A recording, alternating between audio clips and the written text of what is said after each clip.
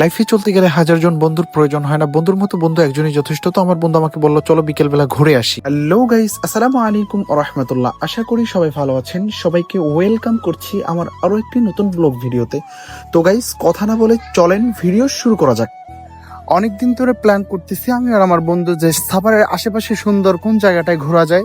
তো ফাইনালি আজকে আমি আর আমার বন্ধু ডিসিশন নিয়েছি, আমরা সাভারের খুব আশেপাশে একটা জায়গা আছে সুন্দর নিরঞ্জন জায়গা, রূপনগর। তো সেখানে আজকে আমরা ঘুরতে যাব।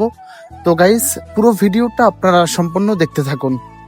তো আপনাদের সাথে কথা বলতে বলতে ফাইনালি আমরা আমাদের কাঙ্ক্ষিত জায়গা সেই রূপনগরে চলে আসছি। রূপনগর জায়গাটা সত্যি অসম্ভব সুন্দর।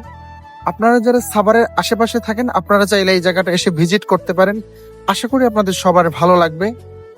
তো দুই বন্ধু ঘোরাফেরা শেষ করে এখন আমরা বাসার দিকে চলে যাচ্ছি। আজকের ভিডিওটি এই পর্যন্তই। সবাই ভালো থাকবেন, সুস্থ থাকবেন এবং আমার ভিডিওটি কেমন হয়েছে কমেন্ট করে অবশ্যই জানাবেন। আল্লাহ হাফেজ।